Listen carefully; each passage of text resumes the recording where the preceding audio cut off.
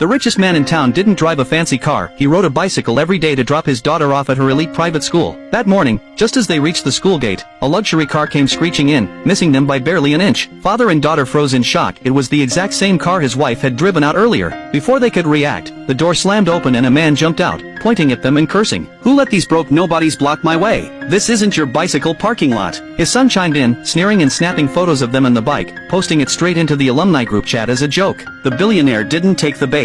Pulling his daughter along, he whispered, "Ignore them. Your award ceremony is what matters today. I'll deal with the rest later." But the spoiled boy wasn't done. He kicked over the bike and filmed it, grinning. Later, in the school auditorium, the vice principal announced, "This year's top prize in the science fair goes to this young lady." The applause barely started when the same rich kid shot up, yelling, "So what if she won? I'll just donate money. 5 million enough? No? Then 20 million. He slammed down a black card. The billionaire's eyes narrowed. That was his wife's supplementary card. His stomach churned, but he stayed quiet, focused on letting his daughter receive her rightful trophy. The vice principal, however, was dazzled by the card. He instantly switched sides, handing the trophy to the fake rich kid's son. The boy reached to snatch it, but the girl refused to let go. She had earned it fair and square. Smirking, the boy held up the photos he'd taken that morning, mocking her as too poor to even belong here. Parents in the audience, eager to side with money, piled on insults, belittling her achievements. He reached out a hand to grab the trophy, but just then her father stepped up to shield her. At that moment, staff rushed over. The black card had failed, the funds were frozen. The crowd that had just been flattering the imposter immediately flipped, laughing at him and his father.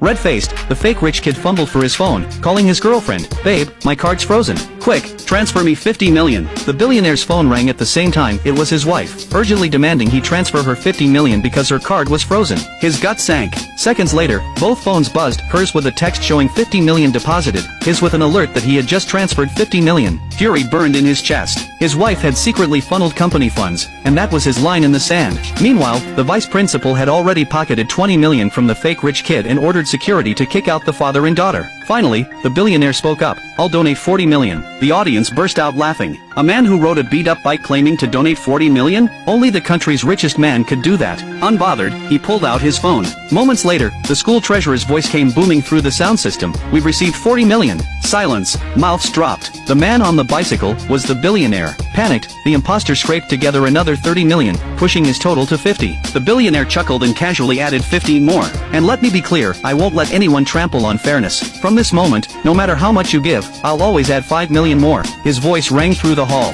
"This prize belongs to my daughter. She earned it. And no one, no amount of money, will take it from her." Desperate, the fake rich kid pulled out a family photo, shouting, "See this? That's your wife. She's my wife. So get lost." He knew without money, he stood no chance. So in a last-ditch gamble, he gritted his teeth and roared, "I'll donate 10 billion in company shares to the school." The